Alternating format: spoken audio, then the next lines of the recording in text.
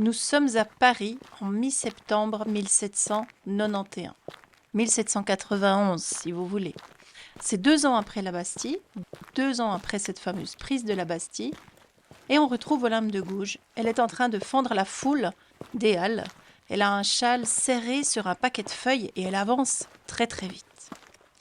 Les murs suintent d'humidité et de mots révolutionnaires parce qu'on a commencé de coller des revendications sur les murs de la capitale. Et aujourd'hui, Olympe, elle va aller y coller les siens de mots. Salut les filles d'Olympe, bienvenue dans votre podcast intime et politique. Les filles d'Olympe, c'est un espace pour les femmes qui pensent trop ou plutôt pour celles qui pensent autrement. C'est aussi une filiation symbolique avec Olympe de Gouges, celle qui a payé de sa vie le fait de rester debout et de parler à voix haute. Cette saison, je vous propose un fil rouge en 3 mots. Arborescente, robuste et dangereuse. Une pensée multiple, une puissance qui dure, une parole qui dérange et qui déplace les lignes. Ici, on parle de nos histoires, on parle de création et de transmission, de ce qui freine et de ce qui nous libère. Je suis Florence Hugui, facilitatrice des impossibles, et je vous accompagne à regarder autrement ce que vous appelez blocage, doute ou limite. Et si tout cela, au fond, n'était que des histoires héritées et des récits à transformer. Chères filles d'Olympe, allons ensemble allumer le feu. Tout a explosé en 1789. Il y a eu les États généraux, le serment du jeu de paume, la nuit des privilèges. Je ne vais pas vous raconter toute la Révolution française. Et puis il y a eu cette publication de ce texte si important qui s'appelle la Déclaration des droits de l'homme et du citoyen. Déclaration des droits de l'homme qui, bien entendu, ne compte que pour les hommes. Les femmes en sont totalement exclues. Alors on a bien essayé de corriger un peu le tir et en 1790-1790, il y a une fête de la Fédération qui a été organisée et qui était censée unir un peu les différents fronts. Et c'est à ce moment-là que le roi a cru bon de s'enfuir. Mais évidemment, il a été arrêté, c'était à Varennes, et on est en juin 1791-1791, au moment où il est arrêté. Et ça va fissurer tous les espoirs. Olympe, à cette époque, elle est de plus en plus révoltée. Elle a croisé plein de sœurs d'armes. Elle a croisé Théroigne de Méricourt, même si c'est pas complètement attesté. Elle a croisé aussi Pauline Léon, qui fait des pétitions pour armer les citoyennes. Elle a croisé plein de femmes engagées autour d'elle, qui sont tout aussi révoltées qu'elle. Mais Olympe, elle fait un petit peu cavalière seule, on peut le dire comme ça. Elle va écrire un texte qui restera important, même s'il sera oublié pendant des siècles. C'est sa déclaration des droits de la femme et de la citoyenne pour faire écho, pour faire pendant, pour faire opposition à la déclaration des droits de l'homme. C'est elle qui finance l'impression de ce texte au Palais Royal. Elle a des complices, elle ne fait pas ça complètement toute seule. Les femmes de la Société fraternelle des deux sexes, qui est une société qui visait justement à faire que tout le monde puisse vivre ensemble, l'aident à distribuer des brochures. Olympe, c'est la première colleuse d'affiches de l'histoire. C'est la première colleuse d'affiches féministe de l'histoire. Aujourd'hui, on sait que c'est redevenu très à la mode et qu'il y a plein de collectifs féministes qui collent des affiches un peu partout, qui collent leurs mots, qui collent leurs revendications sur les murs pour qu'on les voit bien imprimées en grand. Mais à l'époque d'Olympe, c'est elle qui a inventé ça. Avec ses alliés, elle va coller des slogans sur les murs de Paris, elle va grimper sur des escabeaux et puis elle va appeler les femmes à la rejoindre. Et c'est là qu'il va y avoir cette déclaration tellement importante, son fameux « Femme, réveille-toi ». C'est le postambule de sa déclaration des droits de la femme et de la citoyenne. Et ça dit ça dans les premières lignes. Femme, réveille-toi. Le tocsin de la raison se fait entendre dans tout l'univers. Reconnais tes droits. Reconnais tes droits. Et elle y tient, Olympe. Elle y tient, mais elle voit bien que c'est pas tout à fait facile de faire passer ce message. C'est pour ça qu'elle ajoute « Ô femmes, femmes, quand cesserez-vous d'être aveugles ? Quels sont les avantages que vous avez recueillis dans la Révolution ? Un mépris plus marqué ? Un dédain plus signalé ? Dans les siècles de corruption, vous n'avez régné que sur la faiblesse des hommes. Votre empire est détruit. Mais que vous reste-t-il donc ? La conviction des injustices de l'homme. » Il existe beaucoup de livres, de petits livres, qui reprennent la Déclaration des droits de la femme et de la citoyenne, et je ne peux que vous encourager à aller lire ce texte. extrêmement intéressant puisque dans 17 articles différents défilent les questions d'égalité civile, la paternité reconnue, les questions d'éducation, une tribune pour celles qui montent à l'échafaud, vous connaissez sa citation célèbre, l'article 10 de sa Déclaration des droits de la femme et de la citoyenne, qui le dit. La femme a le droit de monter sur l'échafaud, elle doit donc avoir également le droit de monter à la tribune. C'est une phrase qu'on cite beaucoup quand on parle d'Olympe de Gouges. C'est quelque chose qui est resté très très célèbre d'elle, même si elle a écrit, vous le savez, beaucoup plus de textes. Elle n'avait pas une plume extraordinaire, Olympe. Il y a quand même pas mal de gens qui disent qu'elle avait une écriture assez restreinte, on peut le dire comme ça, en tout cas pas une écriture littéraire.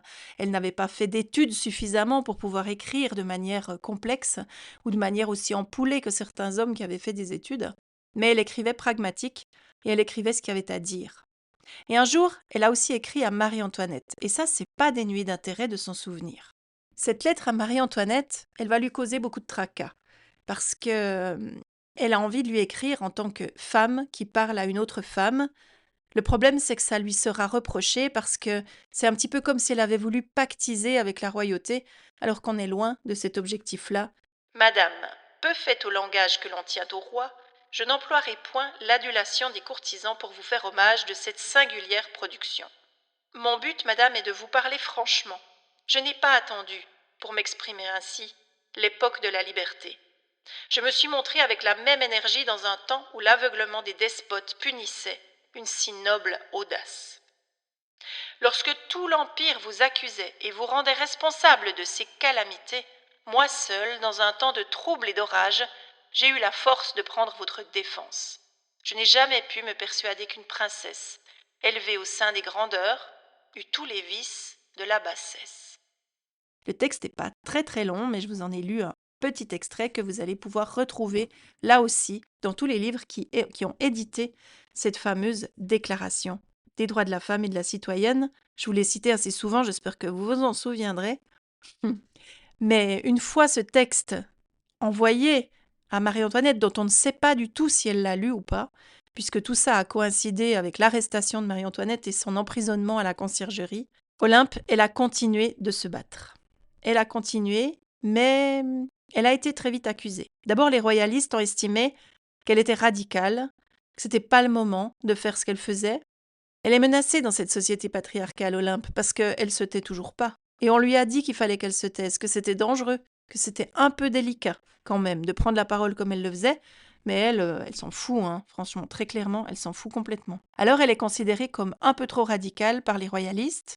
Et puis les révolutionnaires modérés, eux, ils s'en foutent un peu. C'est qu'une femme, après tout, c'est pas très important.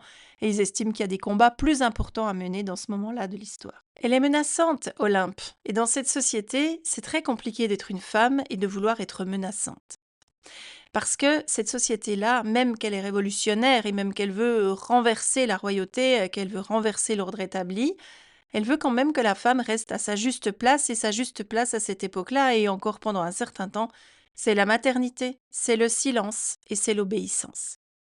Mais Olympe, elle veut rien de tout ça, vous l'avez bien compris, et surtout elle nomme un truc qui s'appelle l'hypocrisie, même l'hypocrisie révolutionnaire qui a été dénoncée par plein d'autres femmes depuis et bien avant elle, pour montrer comment les révolutions étaient des espaces où on essayait de renverser l'ensemble de la société, mais sans toucher à la place de ces fameuses femmes qui restent dans des rôles extrêmement traditionnels. Il y a un très joli petit bouquin qui est écrit par une Française qui s'est beaucoup investie dans la Deuxième Guerre mondiale et qui raconte comment elle a été cantonnée à des tâches de ménage, à des tâches subalternes, à des tâches de logistique, puisque les révolutionnaires mangent, les révolutionnaires pètent au lit, les révolutionnaires doivent avoir des draps propres et des chaussettes propres également. À toutes les époques, on retrouve ce genre de choses-là. À toutes les époques, on retrouve ce genre de biais. Le livre dont je vous parle, c'est un livre de Rosemonde Pujol. Rosemonde Pujol, elle a écrit un livre magnifique qui s'appelle Un petit bout de bonheur, où elle parle de son clitoris. Et elle parle du manque de considération pour son clitoris qu'ont tous ces révolutionnaires qui pourtant avaient l'air tellement engagés pour changer la planète.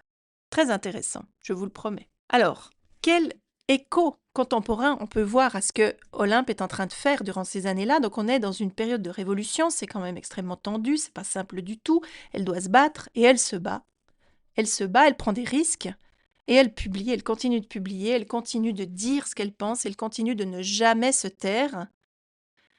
Et l'écho contemporain assez évident, c'est les questions de parole, les questions de parole risquées aussi parfois.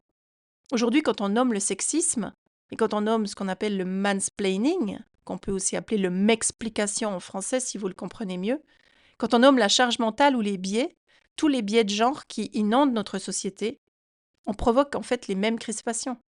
On parle d'exagération, d'émotivité, de ras-le-bol, oh mais bon, c'est pas si grave, etc., etc. Comme Olympe qui collait ses affiches, prendre la parole aujourd'hui reste une affaire qui peut ne pas être simple du tout. On doit négocier avec le rejet, avec la perte d'approbation, puis surtout avec la perte de considération, souvent, et de remise en question de sa propre crédibilité. Évidemment que tout ça est lié au patriarcat qui existe encore dans notre société, mais quand même, c'est important de se souvenir que Olympe, elle a su devenir cette femme dangereuse parce qu'elle a été lucide, qu'elle a été visible et qu'elle a décidé de rester vivante. Olympe, elle finance ses affiches et elle assume la colère. Nous, on choisit la cohérence par rapport à l'approbation. Et surtout, on continue d'affirmer nos vérités. Parfois, on n'en a pas le courage. Et c'est important aussi que l'injonction à faire absolument, devenir dangereuse parce qu'il n'y a que ça comme voie possible, c'est pas l'idée. L'idée, c'est juste d'être soi. Mais d'avoir la possibilité de pouvoir s'affirmer, si on le souhaite, de pouvoir trouver la juste place qui est la nôtre, ou de changer la maison quand c'est nécessaire, de pouvoir évoluer le plus librement possible par rapport à tous les freins qu'on peut poser sur nos propres chemins. Tout ça, ça fait partie peut-être des héritages que Olympe de Gouges nous a laissés. Il faut quand même se souvenir qu'Olympe, elle a dû se battre contre très très fort, hein, parce que je vous rappelle quand même que Robespierre, en 1793-1793, il dit ceci, il dit « Les femmes ne sont pas capables de l'exercice des mêmes fonctions politiques que les hommes ». Condorcet, lui, il défend plutôt le vote féminin, mais il va perdre. Il va perdre face à cette idée que les femmes ne sont pas faites pour la chose publique. Alors bien sûr que Olympe, elle se reprend des retournées au foyer, Madame Mademoiselle qui remplace la fameuse citoyenne qui était quand même de mise à cette époque-là, etc., etc.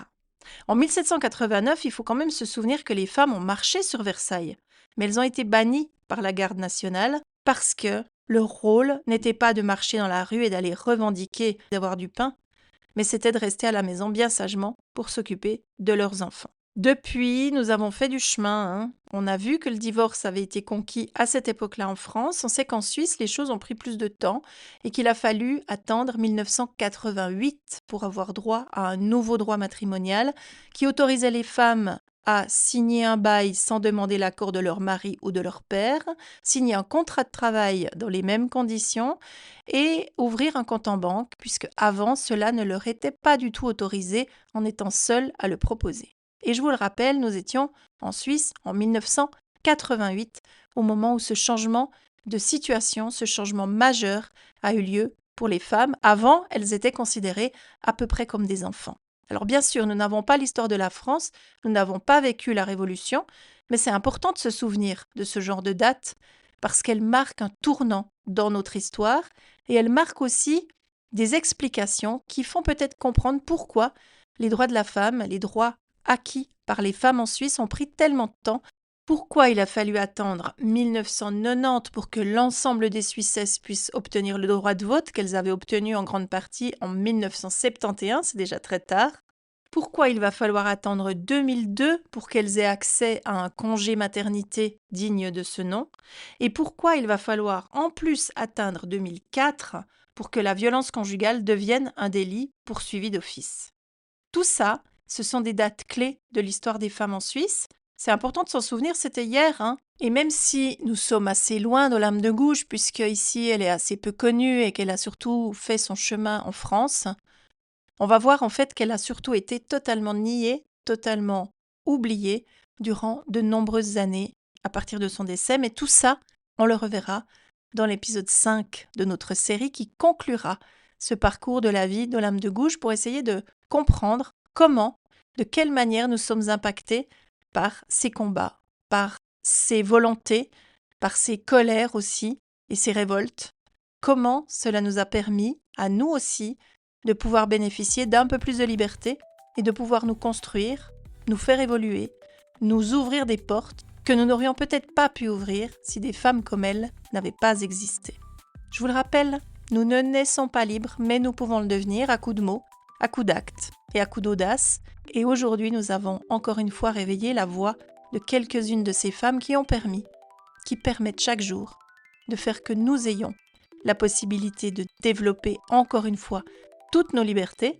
Même si nous le savons, tout ça n'est pas gagné, le backlash en cours nous montre qu'il est important de rester éveillé.